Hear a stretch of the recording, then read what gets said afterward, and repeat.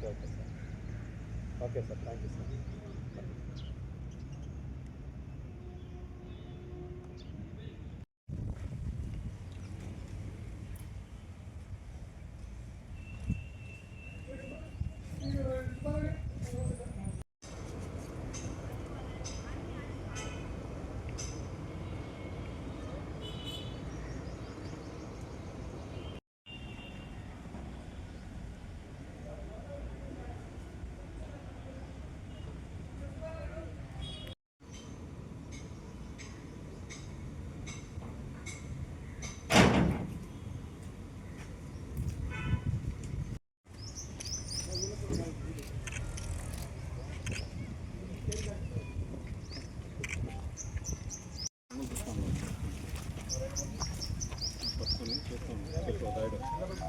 Sir అట్లా ముద్దులు పట్టుకొని చూడండి ఫోటో.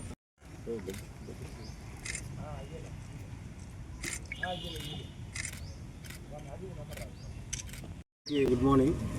ఈరోజు మనకు ఒకటి రెడ్ సెంటర్స్ కేసు గురించి నిన్న మార్నింగ్లో మనకు ఇన్ఫర్మేషన్ వచ్చింటే ఒంటిమిట్ట రేంజ్ పరిధిలో ఒంటిమిట్ట చెరువు దగ్గర ఒక వెహికల్ అనేది సస్పీషియస్గా మూవ్ అవుతున్నది మనకు డౌట్ వచ్చింది. దాన్ని పట్టుకొని మన చెక్ పోస్ట్ స్టాఫ్ దాన్ని చెక్ పోస్ట్ దగ్గర ఆపడానికి ట్రై చేసుకుంటే అక్కడ దాంట్లో ఏదో క్యాబేజ్ కింద రెడ్ సెంటర్స్ అనేది దొరికింది. అంటే క్యాబేజ్ క్యారీ చేస్తున్నాడు. ఈ వెహికల్ వాళ్ళను ఎంక్వైరీ చేస్తేనే వాళ్ళ అట్లు రాజంపేట కోడూరు సైడ్ నుంచి వచ్చి ఇక్కడ మదనపల్లి సైడ్కి అనేది పోవాలని అనుకుంటున్నాడు. మదనపల్లి బెంగళూరు అనేది పోవాలని అనుకుంటున్నాడు.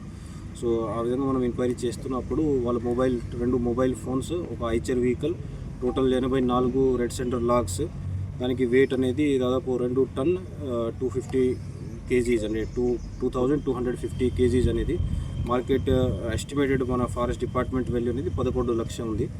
దానిలో ఒక ముద్దాయిలా ఐడెంటిఫై చేయడం జరిగింది. ఒక అక్యూజ్డ్ అనేది బి మురళి, అతను బోయపల్లి విలేజ్, రేగల్లు మండల్, పిలేరు, అన్నమయ్య డిస్టిక్. అతన్ని ఎస్కేప్ అయినాడు. అప్పుడు మనం ఎంక్వైరీ చేస్తుంటే అప్పుడు ఎస్కేప్ అయినాడు. ఆ మధ్యలో మనం మొబైల్ ఫోన్స్, జీపీఎస్ ట్రాకర్, ఒక ఐచర్ వెహికల్, తర్వాత 84 లాగ్స్ అనేది సీజ్ చేసినాము. ఫీల్డ్లో కూడా టీమ్స్ నిన్ననే మూమెంట్ పంపించినాము. టీమ్స్ను కూడా అన్నమయ్య డిస్టిక్కి మదనపల్లి వరకు వెళ్ళినారు టీమ్స్. అక్కడ కూడా దాని గురించి వాళ్ళ అడ్రస్ను అంతా ఎంక్వైరీ చేస్తున్నాము. ఇంకా ఫర్దర్గా కూడా అక్యూజ్డ్ ఎవరెవరు ఉన్నారు అని దాంట్లో వాళ్ళ మొబైల్ ఫోన్స్ కానీ అంత ఇన్వెస్టిగేషన్ జరుగుతుంది. ఇంకా ఫర్దర్ అక్యూజ్డ్ దొరికినా కూడా కేసులో యాడ్ చేసుకొని దాన్ని అరెస్ట్ చేసుకొని కోర్టు ముందు ప్రొడ్యూస్ చేస్తాము. Thank you.